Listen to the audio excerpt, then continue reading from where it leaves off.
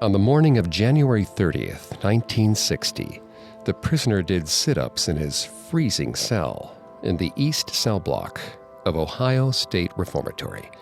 He exercised for hours to keep warm. His regimen had the added benefit of building up his strength. Here, he needed it. In the first few months of his sentence, the prisoner witnessed bloody fights between prisoners, merciless beatings from the guards, inmates leaping from the upper ranges of their cell blocks, unable to face the nightmare any longer. Death was everywhere, but the prisoner endured. Today, however, that rush of heat permeated his body faster than normal. He prayed to God it wasn't fever. A blood-curdling scream rang out through the cell block. The prisoner ran to see the source of the commotion. He gripped the bars of his cell and cried out. They burned like a stovetop. He leapt back, coughing. Foul-smelling smoke poured from the bars of the next cell, Cell 13. His voice was lost in the chorus of prisoners shouting for the guards. Standing in Cell 13 was a gaunt man, engulfed in flames. His head looked like a jack-o'-lantern. An unsettling smile twisted his lips as his skin blackened and cracked like a hog on a spit. The prisoner's neighbor was burning alive.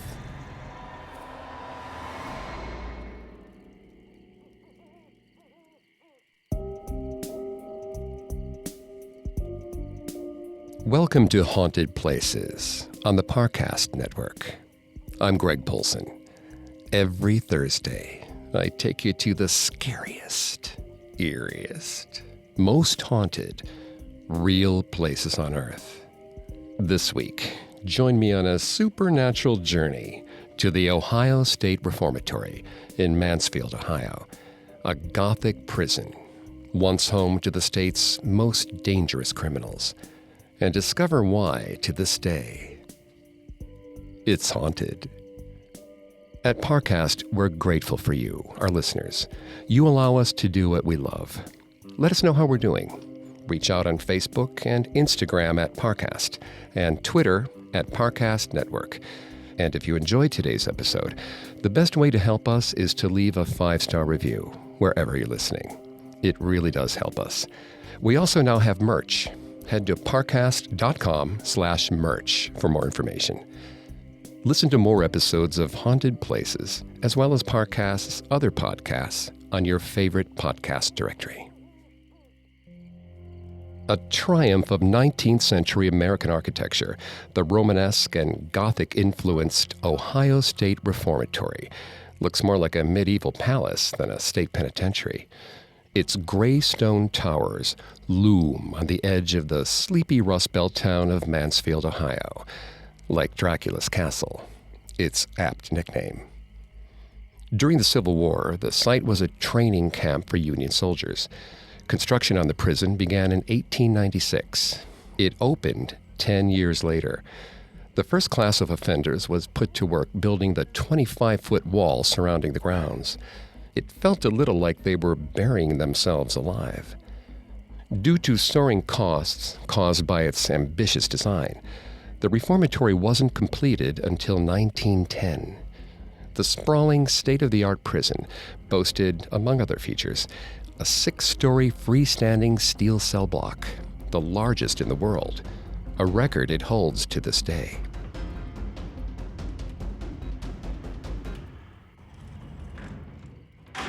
The Ohio State Reformatory was originally intended for young and first-time offenders, but it quickly began housing the state's most dangerous criminals, arsonists, rapists, murderers, you name it.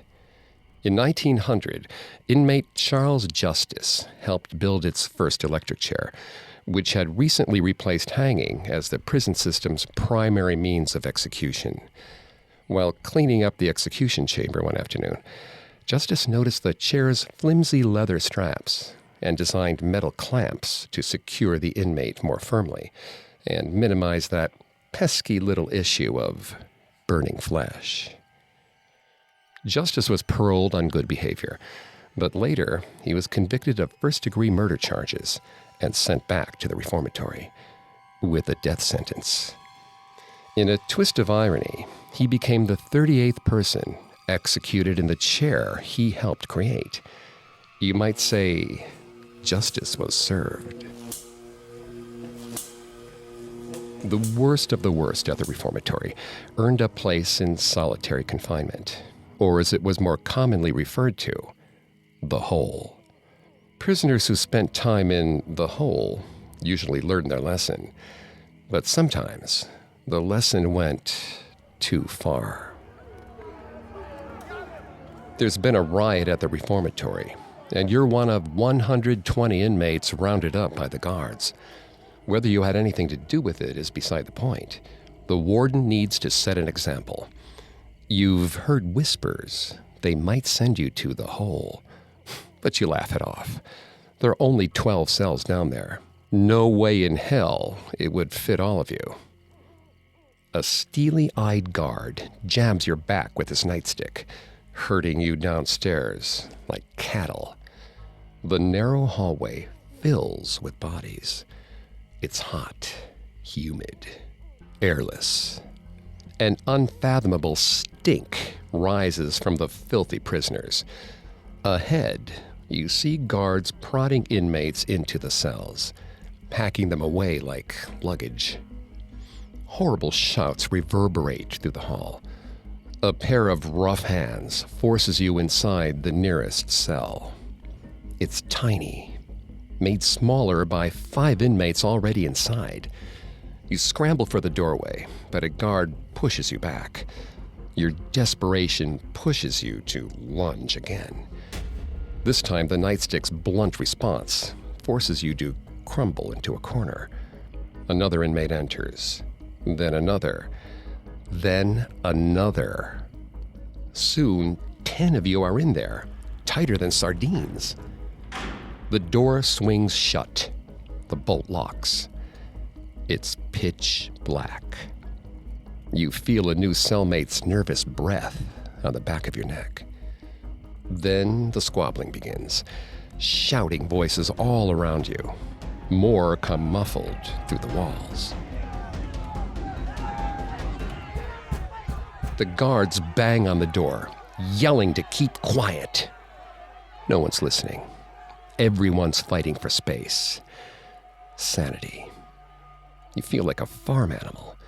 With mounting terror, you realize you're not all going to make it. But you will, damn it. You edge your way to the wall, rest your head, and wait.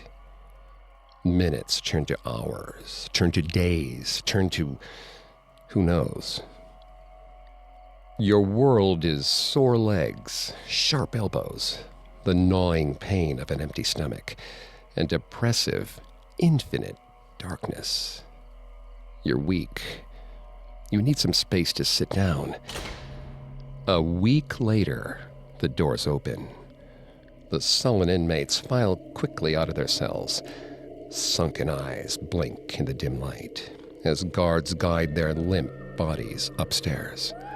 You hear a shriek of twisted laughter and watch a writhing prisoner carried out. At least you made it up with your sanity. Last to leave, you're stopped at the doorway by a guard. "What's that sound?" he asks. You shrug. You don't hear anything. The guard shines his flashlight around the dingy space, halting at the worn-out bunk in the corner. Dark liquid pools beneath. It's blood, draining from the open mouth of a bruised and battered corpse splayed on the mattress like a voodoo doll. The guard steps back in shock, then turns his flashlight on you. At first, you can't answer his rapid-fire questions, but the dried blood on your hands fills in the blanks. The hole was located in the prison basement. The cells were tiny, barren, windowless, festering with vermin. It was sweltering in the summer months, freezing in the winter.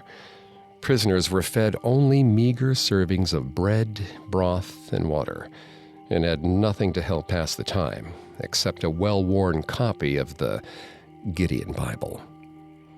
Perhaps it's no surprise that the Hole is still a hotbed of paranormal activity. Those exploring its long-abandoned halls feel sharp, jabbing pains, hear hushed, disembodied voices, feel as if they're shoved downstairs when no one else is around, experience cold breath on their necks, and get the sense that someone unseen is watching. The pain and suffering that occurred here has left behind a dark energy that cannot be expunged. Prisoners aren't the only ones who met their fates in the Hole. One of the reformatory's better-known spirits is a guard named Frank Hanger.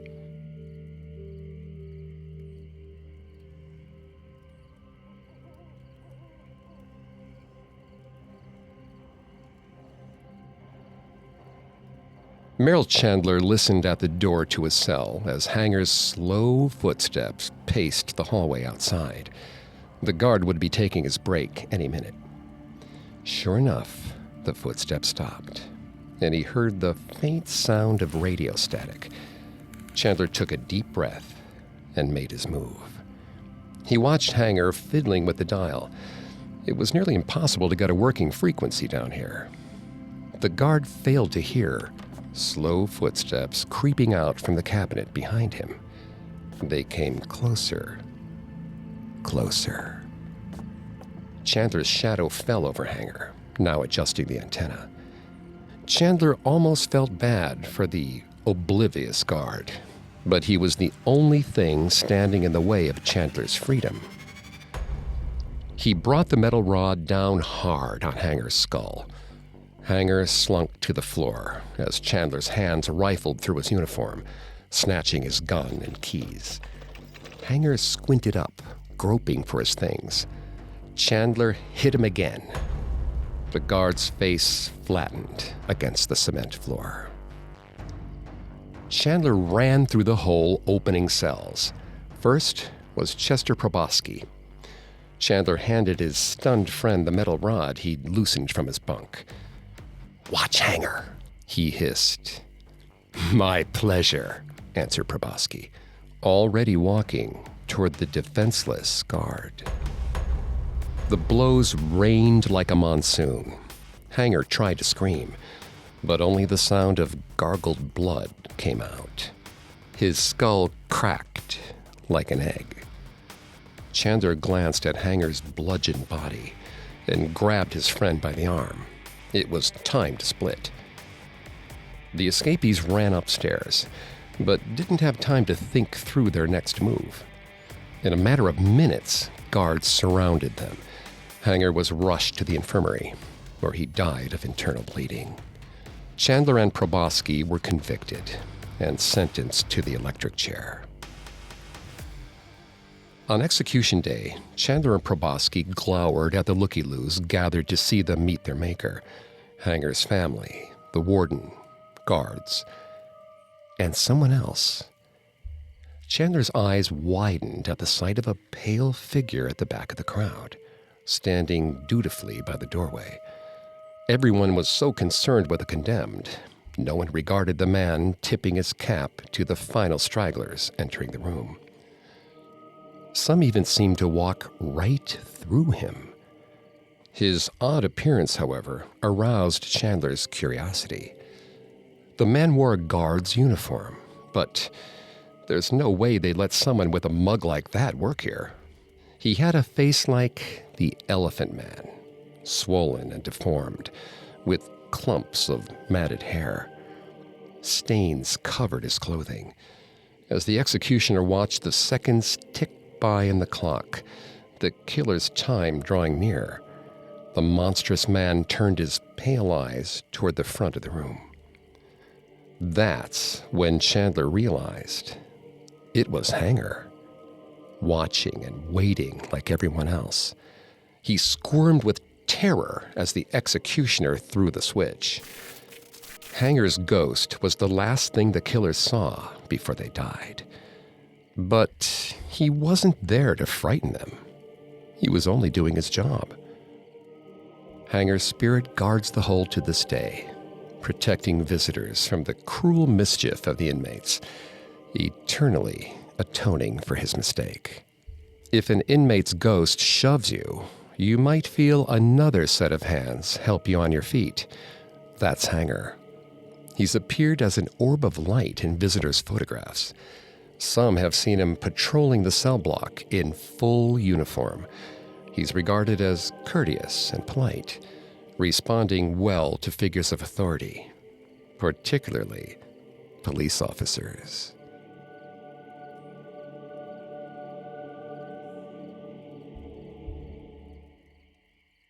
Coming up, we'll explore the administration wing of the Ohio State Reformatory, where a husband and wife both died under mysterious circumstances, 9 years apart. Now, back to the story.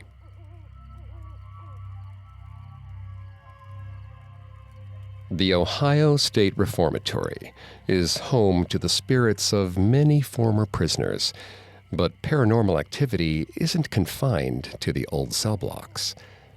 In the early 1930s, Arthur Glatkay was a volunteer for Martin Davies' Ohio gubernatorial campaign. Out canvassing the streets of Toledo one day, Arthur met another volunteer who shared his hope for a better future. Not to mention, she was beautiful. Her name was Helen Bauer.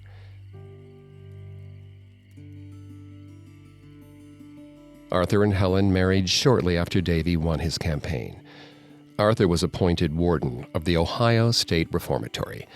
The Glatkays packed their bags and moved to Mansfield, setting up house in an elegant apartment in the administration wing, far removed from the harrowing cell blocks. Arthur and Helen's life together was unconventional, but they made it work. Helen gave birth to 2 boys. She was a dedicated mother. Arthur's job made him increasingly busy, but he was always home for dinner. They made a great team and couldn't imagine life without each other, or so it seemed. On November 5th, 1950, a lone gunshot pierced the Sunday morning quiet of the administration wing.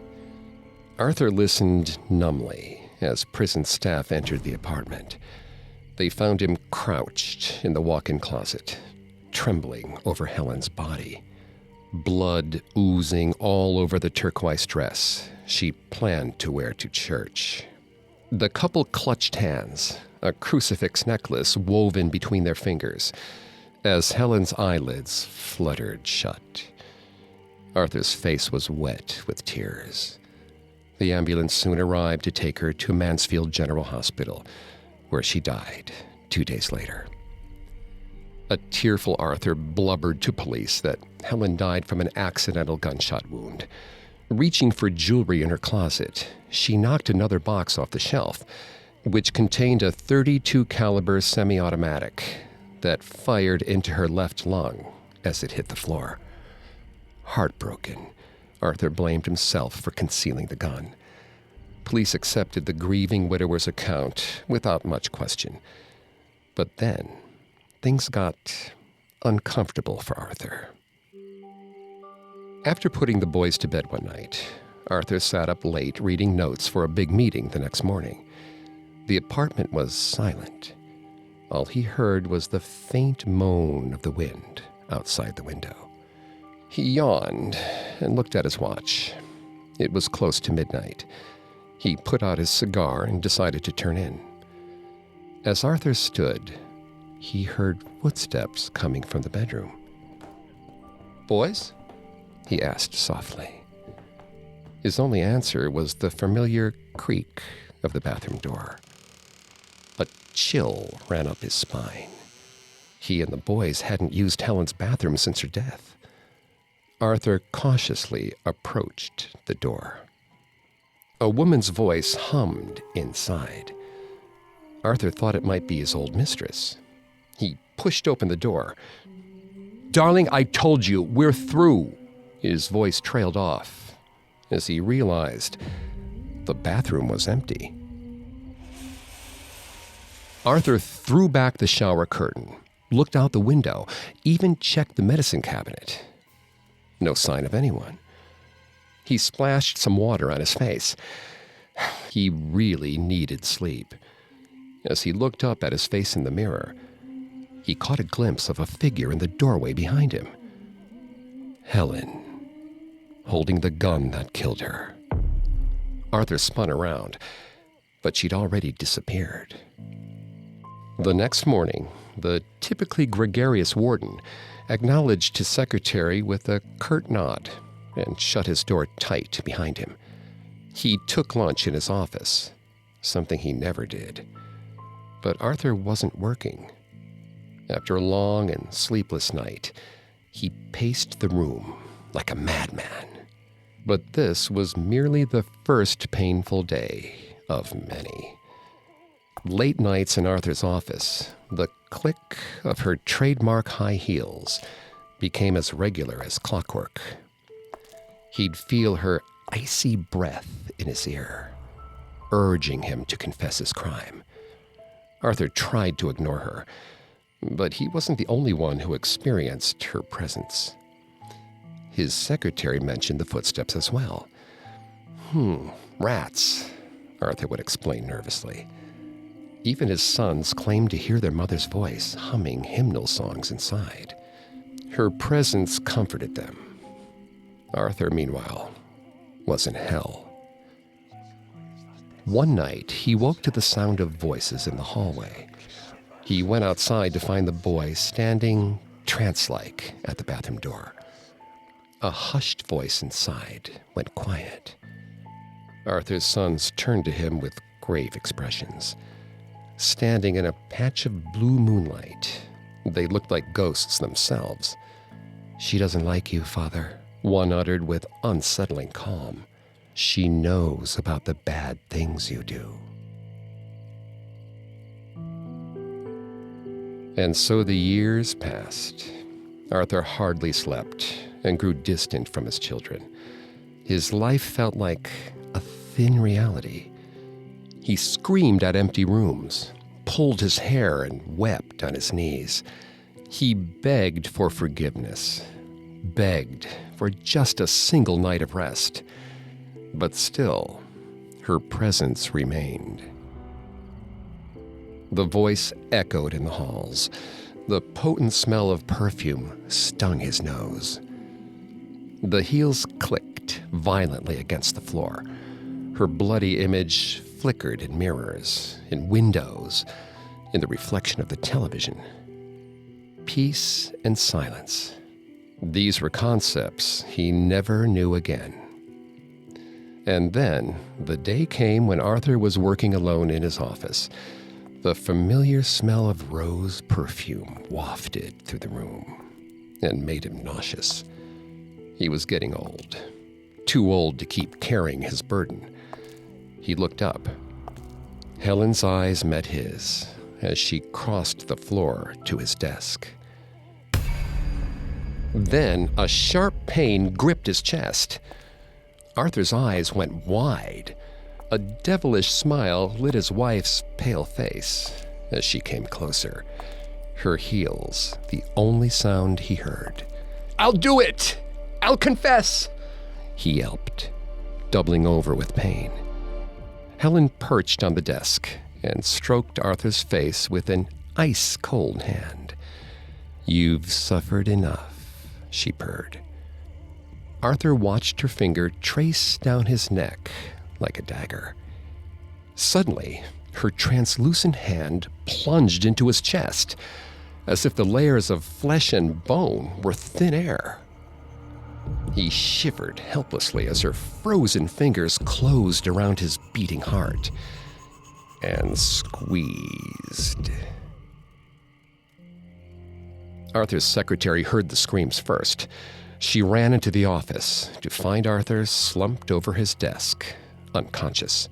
He was rushed to Mansfield General, the same hospital where Helen died. According to official records, Helen Gatke died from an accidental gunshot wound in November 1950. Police accepted Arthur's account of her death, though any gun expert would agree it's highly unlikely a pistol could have discharged in the manner Arthur described. Rumors swirled that Helen had uncovered Arthur's extramarital affair, and he'd killed her when she threatened to leave him. Arthur never remarried. In February 1959, he suffered a heart attack in his office and passed away shortly afterward. Whatever happened between them in life, Arthur and Helen seem to have resolved their differences in death.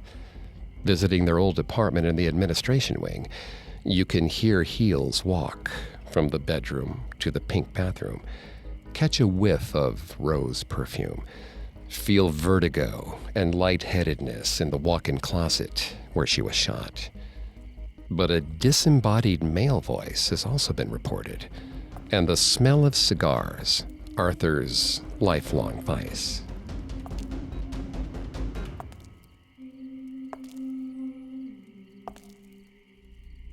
The specter of death loomed large at Ohio State Reformatory. By nefarious means or natural causes, over 250 people met their end during its 94 years as a functioning prison. If no one claimed the body of a prisoner, the not so dearly departed was buried in the prison cemetery. Headstones were marked with inmates' numbers rather than names, a grim reminder that no one escaped their sentence. 217 graves still stand there, monuments to the reformatory's cruel past. It's said that restless spirits still roam the cemetery to this day. Somewhere among the headstones lies the body of the most infamous prisoner to stay at the Ohio State Reformatory. His short life wasn't particularly remarkable, nor the crimes that sent him to prison. But let's just say he went out in a blaze of glory. His frightening presence has been felt by nearly every visitor to his old cell in the East Block, from paranormal investigators to regular people like you and me.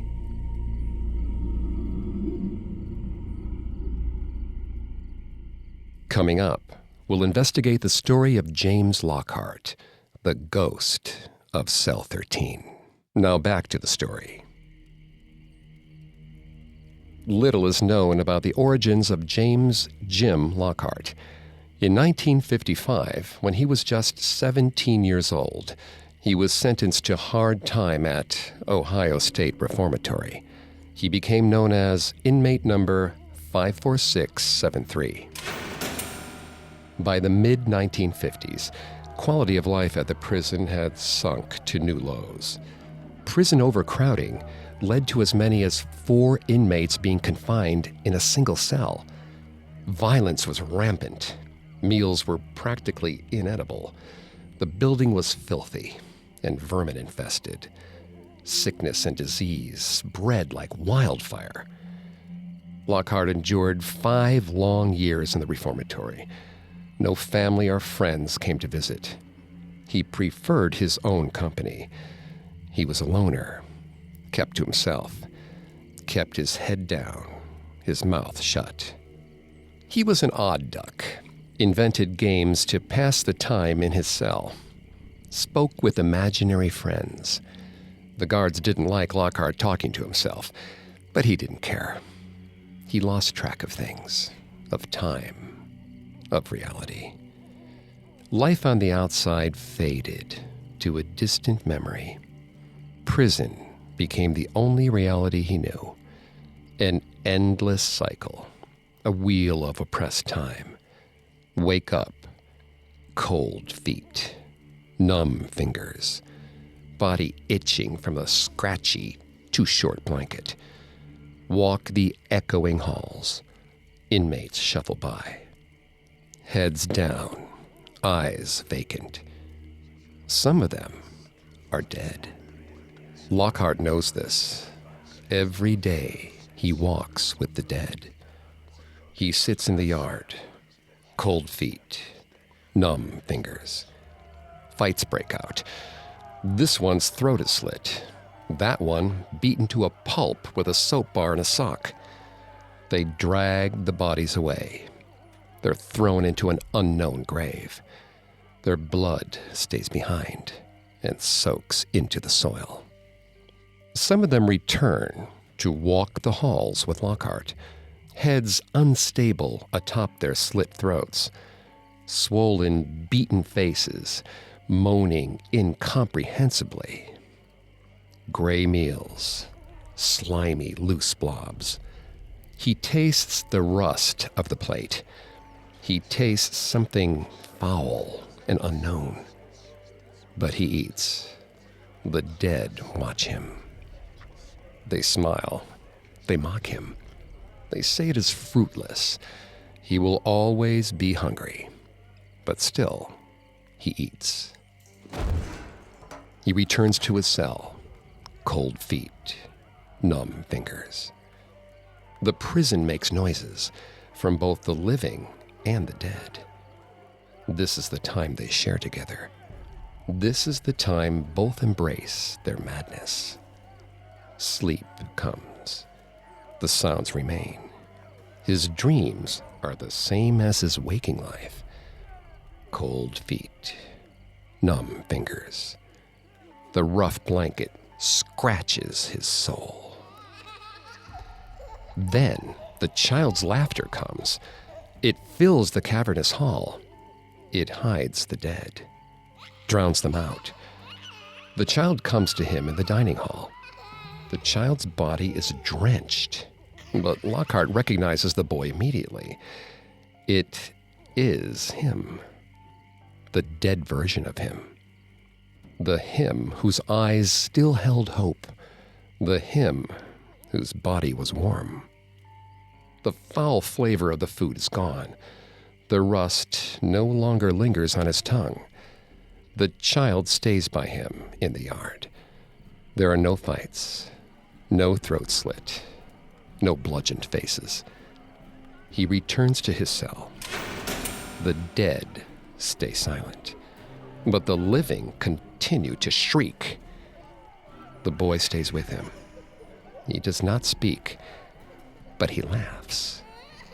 He is always wet. He always smells sharp and pungent.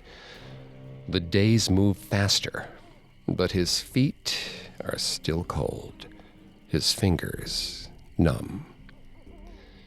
The child shows him the canister. He laughs when Lockhart holds it. He claps his hands with glee when Lockhart brings it back to his cell. Then the child starts to flicker and fade. Lockhart begs. He pleads for the boy to stay. But the child only laughs and claps his hands. He flickers and fades, flickers and fades, brighter, then dimmer, brighter, then nearly gone. The dead walk again. The foul taste returns to his mouth. When the child is gone, Lockhart knows what he must do. He takes out the hidden canister. The little boy sits on the bunk, little more than a shadow. He laughs and laughs and laughs. Lockhart tips the canister and pours the contents over his head. He is drenched like the child. He wants only to be like the child. The stench of the turpentine is strong and full of energy. Life fills him. Hope fills him. He lights a match and places it in the puddle he sits in.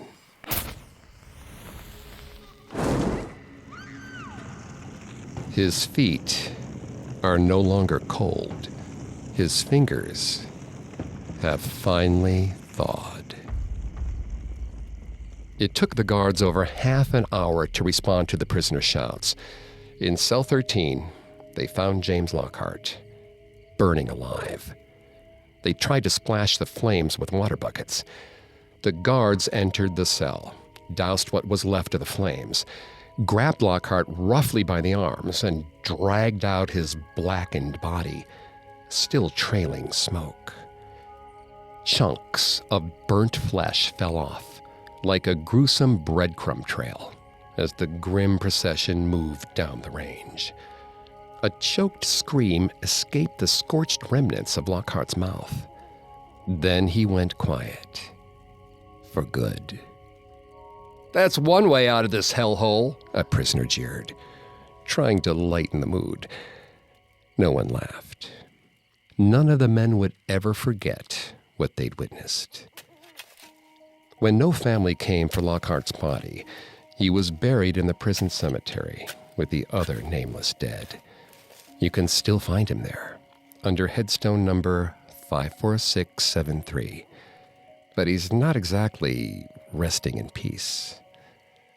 In the years since Lockhart's suicide, visitors to the East Block have experienced an ominous presence, the sense of being watched. They've seen dark shadows patrolling the Fourth Range near Cell 13, or red orbs of light. Visitors have felt pushed, shoved, and scratched by unseen hands. They've heard disembodied voices, or chilling laughter booming through the block. The same presence is sometimes felt near the infirmary, where his body was taken after burning alive.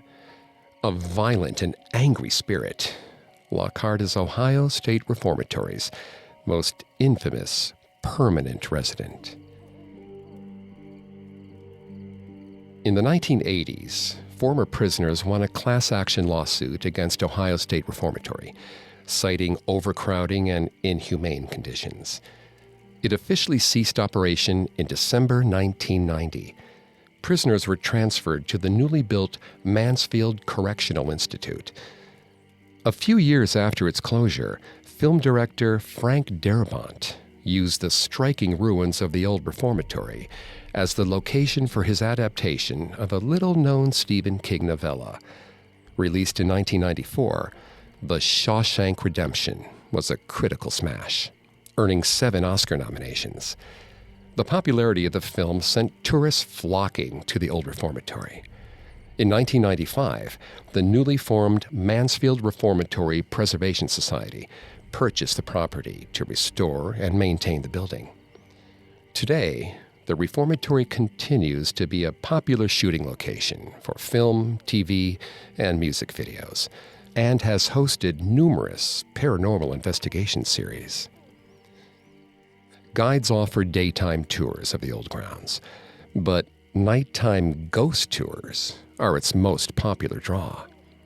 Walking through the dark, decaying halls, hearing strange noises echo off the bricks, and feeling the chills of the old building, anyone can experience occurrences that continue to entice believers in the supernatural. Can the spirits of such a terrible place ever truly rest?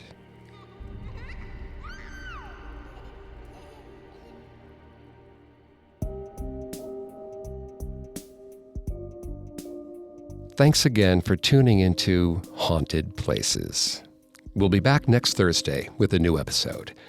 You can find more episodes of Haunted Places, as well as all of Parcast's other podcasts, on Apple Podcasts, Spotify, Stitcher, Google Play, or your favorite podcast directory.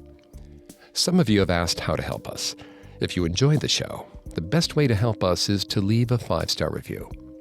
And don't forget to follow us on Facebook and Instagram at Parcast, and Twitter at Parcast Network. I'll see you next time. Haunted Places was created by Max Cutler. It is a production of Cutler Media and is part of the Parcast Network.